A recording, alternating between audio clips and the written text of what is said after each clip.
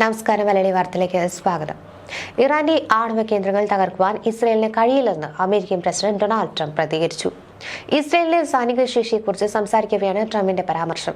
ഇസ്രയേലിന് വളരെ പരിമിതമായ ശേഷിയേ ഉള്ളുവെന്നും ഇറാന്റെ ആണവ കേന്ദ്രത്തിന്റെ ചെറിയൊരു വിഭാഗം മാത്രമേ തകർക്കുവാൻ അവർക്ക് കഴിയൂവെന്നും ട്രംപ് പറഞ്ഞു. വളരെ ആഴത്തിൽ ഇറാന്റെ ആണവ കേന്ദ്രങ്ങൾ തകർക്കുവാനുള്ള ശേഷി ഇസ്രയേലിനില്ലെന്നും ട്രംപ് കൂട്ടിച്ചേർത്തു. ഇപ്പോഴും ഇസ്രയേൽ ഇറാൻ വ്യോമാക്രമണങ്ങൾ തുടരുകയാണ്. ഇറാനിലെ മിസൈൽ സംഭരണശാലകളെയും വിക്ഷേപണ അടിസ്ഥാന സൗകര്യങ്ങളെയും ലക്ഷ്യമിട്ടുള്ള ആക്രമണങ്ങൾ ആരംഭിച്ചതായി ഇസ്രയേൽ സൈന്യം അറിയിച്ചിരുന്നു. ഇറാനിലെ ആണവ അടിസ്ഥാന സൗകര്യങ്ങൾക്ക് ഇസ്രയേൽ ബോംബിട്ടതായും ക്ലസ്റ്റർ യുദ്ധോപകരണങ്ങൾ ഘടിപ്പിച്ച മിസൈലുകൾ ഉപയോഗിച്ചുകൊണ്ട് ഇറാൻ തിരിച്ചടിച്ചതുമായും ഒക്കെ അന്താരാഷ്ട്ര മാധ്യമങ്ങൾ റിപ്പോർട്ട് ചെയ്യുകയാണ്. നദാസ്, ഇസ്ഫഹാൻ, ഖദാബ്, അരാഖ് തുടങ്ങിയ ഇറാന്റെ ആണവ കേന്ദ്രങ്ങൾ കഴിഞ്ഞ ആഴ്ചയാണ് ഇസ്രയേൽ ആക്രമിച്ചത്. എന്നാൽ അതിനു മുൻപേ അവിടങ്ങളിൽ നിന്നെല്ലാം ആയുധങ്ങൾ മാറ്റിയിരുന്നതായി ഇറാനിയൻ കമാൻഡർ മൊഹ്സെൻ റസായി പറഞ്ഞതായി ഡെയിലി മെയിൽ റിപ്പോർട്ട് ചെയ്തതായി ടെലഗ്രാഫ് വ്യക്തമാക്കി. എല്ലാ വസ്തുക്കളും സുരക്ഷിതമായ സ്ഥലത്തേക്ക് മാറ്റിയതായും അദ്ദേഹം കൂട്ടിച്ചേർത്തു. ഇസ്രയേലി ആക്രമണത്തിനെതിരെ ഇറാന്റെ ആണവ കേന്ദ്രങ്ങൾ ശക്തിപ്പെടുത്തിയതായി റസായി ഊന്നിപ്പറഞ്ഞുവെന്ന് ഇറാനിയൻ ഫാസ് വാർത്താ ഏജൻസി റിപ്പോർട്ട് ചെയ്തു. ഫോഡോ ആണവ കേന്ദ്രത്തെക്കുറിച്ചാണെങ്കിൽ ബോംബുകൾ ഉപയോഗിച്ച് അതിലേക്ക് തുളച്ചു കയറുവാൻ കഴിയില്ലെന്നും കമാൻഡർ പറഞ്ഞു. അമേരിക്കയ്ക്ക് ചെയ്യാൻ കഴിയുന്നത് ഫോഡോ കേന്ദ്രത്തെ ലക്ഷ്യം വെക്കുക എന്നതാണെന്നും എന്നാൽ ലക്ഷ്യം ഭേദിക്കുവാൻ കഴിയില്ലെന്നും പറഞ്ഞു.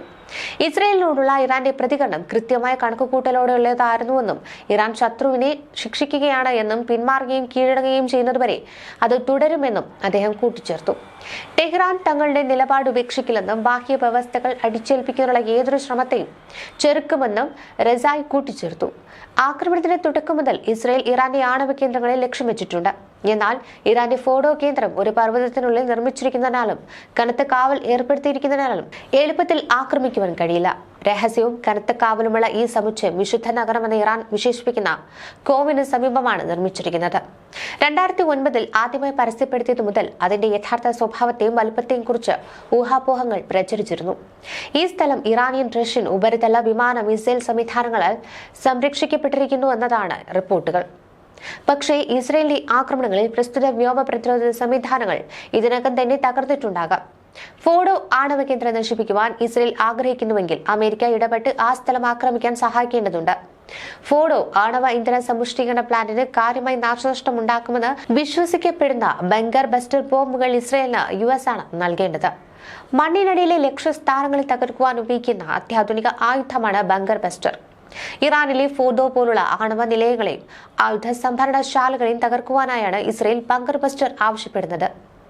ആണവ പരീക്ഷണങ്ങൾക്കായി ഇറാൻ വൻതോതിൽ യുറേനിയം സംഭരിച്ചിട്ടുള്ളത് ഫോർദോ ആണവ നിലയത്തിനുള്ളിലാണെന്നതാണ് വിലയിരുത്തൽ. ഭൗമോപരിതലത്തിൽ നിന്ന് ഏകദേശം 300 അടി താഴ്ചയിലായാണ് ഫോർദോ ആണവ നിലയം സ്ഥിതി ചെയ്യുന്നത്. അമേരിക്കയുടെ കൈവശമുള്ള GBU-57 എന്ന മാസീവ് ഓർഡിനൻസ് പെനിട്രേറ്ററാണ് ഫോർദോ തകർക്കുവാൻ ഇസ്രയേൽ തേടുന്ന ആയുധം. 20 അടി നീളവും 13,600 കിലോ ഭാരവുമുള്ള മോപ്പിൽ 2,700 കിലോ പെലോഡുണ്ട്. ഭൂമിക്കടിയിലുള്ള ലക്ഷ്യത്തിലേക്ക് കൃത്യമായി എത്തുവാൻ കഴിയുന്ന ആയുധമാണിത്. B-2 സ്റ്റെൽത്ത് ബോംബർ വിമാനത്തിനെ ഈ ബോംബ് വഹിച്ചു പറക്കാനാകും. നിലവിൽ ഇസ്രയേലിന്റെ പക്കൽ അത്തരം ആയുധങ്ങളോ യുദ്ധവിമാനങ്ങളോ ഇല്ല. F-15 പോലുള്ള യുദ്ധവിമാനങ്ങളിൽ നിന്ന് തൊടുക്കാവുന്ന GBU-28, BLU-109 എന്നിവ ഉൾപ്പെടെയുള്ള US നിർമ്മിത ബങ്കർ ബസ്റ്ററുകൾ ഇസ്രയേൽ ഉപയോഗിക്കുന്നുണ്ട്.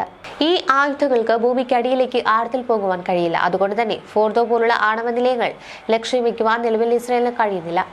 അതുകൊണ്ടാണ് അമേരിക്ക യുദ്ധത്തിൽ ഇടപെടണമെന്ന് ഇസ്രയേൽ ആഗ്രഹിക്കുന്നത്. 14,000 കിലോ ഭാരമുള്ള ബോംബറാണിത്. 200 അടി കട്ടിയുള്ള പാറകൾ തകർത്ത് ഉള്ളിലേക്ക് പോകുവാൻ ബങ്കർ ബസ്റ്ററിന് കഴിയും. ഭൂഗർഭ ബങ്കറുകളിലേക്കും ആണവ കേന്ദ്രങ്ങളുമൊക്കെ സ്ഫോടനം നടത്തുവാൻ ലക്ഷ്യമിട്ട് വികസിപ്പിച്ചെടുത്തതാണ് ബങ്കർ ബസ്റ്ററുകൾ. ബോയിങ് ആണ് MOPയുടെ നിർമ്മാതാക്കൾ. ഉന്നത ശക്തിയുള്ള സ്റ്റീലിൽ നിർമ്മിച്ചിരിക്കുന്ന ഒരു കേസിംഗ് ഈ ബോംബിന് ചുറ്റിയുണ്ട്. പാറകളിലൂടെയും കോൺക്രീറ്റുകളിലൂടെയും ഊർന്നിറങ്ങുവാൻ ഈ സ്റ്റീൽ ആവരണം സഹായിക്കും.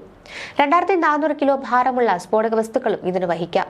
ഡിലേഡ് ആക്ഷൻ ഡിറ്റണേഷൻ സിസ്റ്റം എന്ന ജ്വലന സംവിധാനമാണ് ഈ ബോംബിലുള്ളത്. ഭൂഗർഭ അറകളിലേക്കും ടണലുകളിലേക്കും ഊർന്നിറങ്ങി പ്രവേശിച്ച ശേഷം സ്ഫോടനം നടത്തുന്ന രീതിയാണിത്. നശീകരണത്തിന്റെ തോത് കൂട്ടുവാൻ ഇതുമൂലം സാധിക്കും. MOPയുടെ വികസനം നോർത്രോപ്പ് ഗ്രാംബർ, ലോക്ഹീഡ് മാർട്ടിൻ എന്നീ കമ്പനികളാണ് നടത്തിയിട്ടുള്ളത്. 2000-ലായിരുന്നു ഇത്. എന്നാൽ സാങ്കേതികപരവും സാമ്പത്തികപരവുമായ പ്രതിസന്ധി ഉടലെടുത്തതോടെ ഇത് താൽക്കാലികമായി നിർത്തി. പിന്നീട് ഡിഫൻസ് ത്രെഡ് റിഡക്ഷൻ ഏജൻസിയും US എയർഫോഴ്സ് റിസർച്ച് ലബോറട്ടറിയും ചേർന്നാണ് ഇത് വികസിപ്പിച്ചെടുത്തത്. ഇതിനിടെ ഇസ്രയേലിന് കടുത്ത മുന്നറിയിപ്പുമായി ഐക്യരാഷ്ട്രസഭയിൽ ആണവോർജ്ജ ഏജൻസി രംഗത്ത് വന്നിട്ടുണ്ട്. ഇറാനിലെ ആണവ കേന്ദ്രങ്ങൾ ഇസ്രയേൽ ആക്രമിച്ചത് ആണവ സുരക്ഷയിൽ വലിയ വീഴ്ചയുണ്ടാക്കിയെന്നും ആണവ കേന്ദ്രങ്ങളെ ആക്രമിക്കരുതെന്നും അന്താരാഷ്ട്ര ആണവോർജ്ജ ഏജൻസിയായ IAEA ഐക്യരാഷ്ട്രസഭയിൽ വ്യക്തമാക്കി. ആണവ കേന്ദ്രങ്ങളെ ആക്രമിക്കരുതെന്നും അങ്ങനെ സംഭവിച്ചാൽ ഇറാന് പുറത്തേക്കും അപകട സാധ്യത ഉണ്ടെന്നും മുന്നറിയിപ്പ് നൽകി. ഇറാൻ ഇസ്രയേൽ സംഘർഷത്തിൽ നിർണായക നിലപാടാണ് അന്താരാഷ്ട്ര ആണവോർജ്ജ ഏജൻസി അറിയിച്ചത്.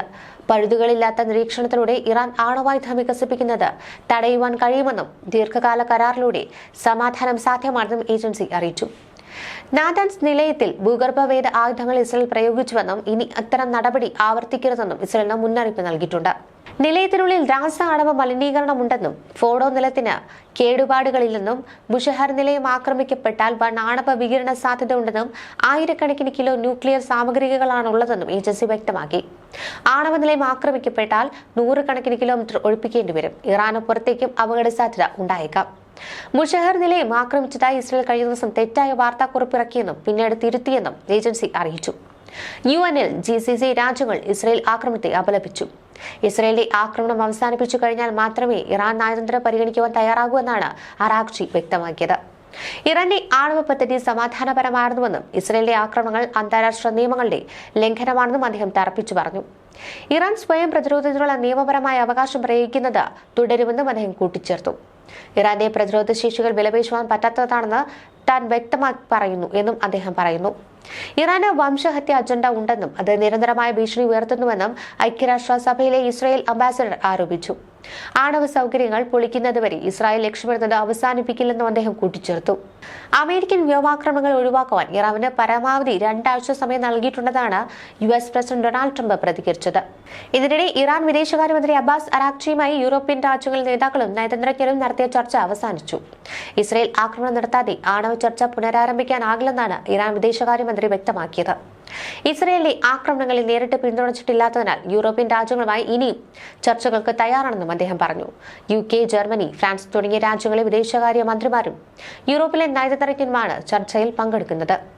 സമാധാനപരമായ ആവശ്യങ്ങൾക്കായാണ് ഇറാന്റെ ആണവ പദ്ധതിയെന്നും അതിന്മേലുള്ള ആക്രമണം രാജ്യാന്തര നിയമങ്ങൾക്ക് എതിരാണെന്നും ഇറാൻ പറഞ്ഞു. ഇസ്രയേൽ ആക്രമണം തുടർന്നാൽ സ്വയം പ്രതിരോധമെന്ന അവകാശം ഇറാൻ നിർവഹിക്കുമെന്നും ആണവ പദ്ധതി ഉപേക്ഷിക്കില്ലെന്നും ഇറാൻ ജനീവ യോഗത്തിൽ വ്യക്തമാക്കി. ഇതിനിടെ ഇസ്രയേലിലെ വിവിധ ഭാഗങ്ങളിൽ കനത്ത നാശം വിതച്ച് പുലർച്ചെയും ഇറാന്റെ ആക്രമണമുണ്ടായി. ഗ്രേറ്റർ തെൽ അവീവിൽ മിസൈൽ നേരിട്ട് പതിച്ചു. ഹോളോൺ, സൗത്ത് തെൽ അവീവ് എന്നിവിടങ്ങളിലും നാശനഷ്ടമുണ്ടായെന്ന് ഇസ്രയേൽ മാധ്യമങ്ങൾ റിപ്പോർട്ട് ചെയ്യുന്നുണ്ട്. അതേസമയം ഇറാന്റെ വിവിധ ഭാഗങ്ങളിൽ ഇസ്രയേലും കനത്ത ആക്രമണം നടത്തി. ന്യൂസ് ഡെസ്ക് മലയാളി വാർത്ത.